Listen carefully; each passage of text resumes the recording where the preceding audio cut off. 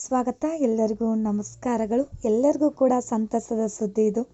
Already ನಾನು video ಮಾಡಿದ್ದೆ, ಎಲ್ಲರೂ ಕೂಡ ನೋಡಿದ್ರಿ. ಅದೇ ರೀತಿ 8ನೇ ವೇತನ ಆಯೋಗ ಜಾರಿ, ಸರ್ಕಾರ ನೌಕರ ವೇತನ ಪಿಂಚಣಿ ಬಾಕಿಲಿ ಎಷ್ಟು ಸಿಗುತ್ತೆ ಎಂಬುದರ ಬಗ್ಗೆ ನಾವೊಂದು ಸಂಪೂರ್ಣ ವಿಡಿಯೋನ ಮಾಡ್ತಾ ಇದ್ದೀನಿ. 8th pay commission news. ಕೇಂದ್ರ ಸರ್ಕಾರ ಮೂಲಗಳ ಪ್ರಕಾರ 8ನೇ ವೇತನ ಆಯೋಗ ಜಾರಿ ಸ್ವಲ್ಪ ತಡವಾಗುತ್ತದೆ. ಈ ಬಗ್ಗೆ ಬಹಳ ನಿರೀಕ್ಷೆ ಇಟ್ಕೊಂಡಿರುವ ಕೇಂದ್ರ ಸರ್ಕಾರ ನೌಕರರು ಮತ್ತು ಪಿಂಚಣಿದಾರರು ಅವರು ಅಂದುಕೊಂಡದ್ದಕ್ಕಿಂತ ಹೆಚ್ಚು ದಿನ ಕಾಯಬೇಕಾಗುತ್ತದೆ. ಮೊದಲಿಗೆ 2026 ಜನವರಿ 1ರಿಂದಲೇ 8ನೇ ವೇತನ ಆಯೋಗದ ಶಿಫಾರಸುಗಳು ಜಾರಿಯಾಗುತ್ತವೆ ಎಂದು ಹೇಳಲಾಗುತ್ತಿತ್ತು. ಆದರೆ ಈಗ ಅಂದಿನಿಂದ ವೇತನ, ಸ್ಯಾಲರಿ ಹಾಗೂ ಪಿಂಚಣಿಗಳ ಪೆನ್ಷನ್ ಸ್ವಯಂಚಾಲಿತ ಪರಿಷ್ಕರಣೆ ಆಗಿಲ್ಲ ಎಂದು ತಿಳಿದು ಬರುತ್ತದೆ.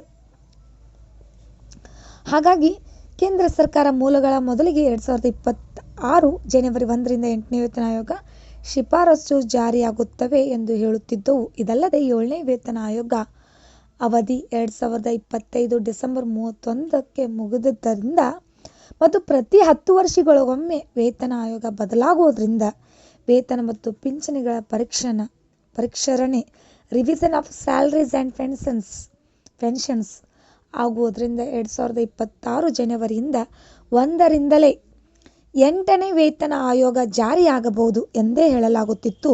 ಇದು ಒಂದು ರೀತಿಯಲ್ಲಿ ಗೊಂದಲವನ್ನು ಉಂಟು ಮಾಡಿದೆ. ಜನವರಿ 1ರಿಂದ ಆಗಬೇಕಾದ ಪರಿಷ್ಕರಣೆ ಆಗಿಲ್ಲವೇಕೆ ಅಂತ ನಿಮ್ಮ ಪ್ರಶ್ನೆಗೆ ನನ್ನ ಉತ್ತರ, ಪ್ರತಿ 10 ವರ್ಷಗಳಿಗೆ ಒಮ್ಮೆ ವೇತನ ಆಯೋಗ ರಚಿಸುವುದು, ಆಯೋಗ ಶಿಫಾರಸುಗಳನ್ನು ನೀಡುವುದು ಮತ್ತು ವೇತನ ಆಯೋಗ ಶಿಫಾರಸುಗಳ ಮೇರೆಗೆ ವೇತನ ಮತ್ತು ಪಿಂಚಣಿಯನ್ನು ಪರಿಷ್ಕರಿಸುವುದು ಈವರೆಗೆ ನಡೆದುಕೊಂಡು ಬಂದಿದ್ದ ರೂಢಿ.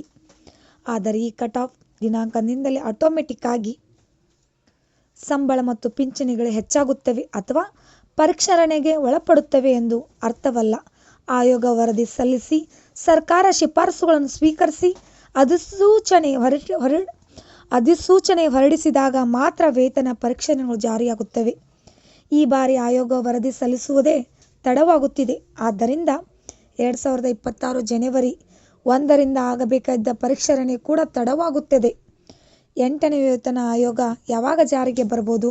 ಕೇಂದ್ರ ಸರ್ಕಾರ ಮೂಲಗಳು ಹೇಳುವ ಪ್ರಕಾರ 8ನೇ ವೇತನ ಆಯೋಗ ಜಾರಿಯಾಗುವುದು ನಿಗದಿತ ಸಮಯಕ್ಕಿಂತ 1 ವರ್ಷ ತಡವಾಗಬಹುದು. ಪರಿಷ್ಕೃತ ವೇತನ ಮಾಪಕಗಳ ನಿಜವಾದ ಅನುಷ್ಠಾನ 2026 ಆಗಬೇಕಿತ್ತು. ಆದರೆ ಈಗ ಆ ಸಾಧ್ಯತೆ ಕಾಣುತ್ತಿಲ್ಲ. ಅದು 2027ರವರೆಗೆ ಹೋಗಬಹುದು. ಅಲ್ಲಿವರೆಗೆ 7ನೇ ವೇತನ ಆಯೋಗವು ಅನುಷ್ಠಾನದಲ್ಲಿರುತ್ತದೆ.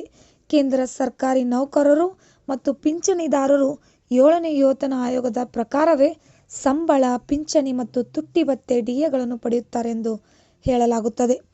ಬಾಕಿ ಹಣ ಅರಿಯರ್ಸ್ ಸಿಗುತ್ತದೆಯೇ ಅಂತ ಮತ್ತೆ ಪ್ರಶ್ನೆ ಮಾಡ್ತಿರ್ಬೋದು ನೀವು. ಅದ್ರ ಬಗ್ಗೆ ನಾನು ಮಾಹಿತಿ ಹೇಳ್ತೀನಿ.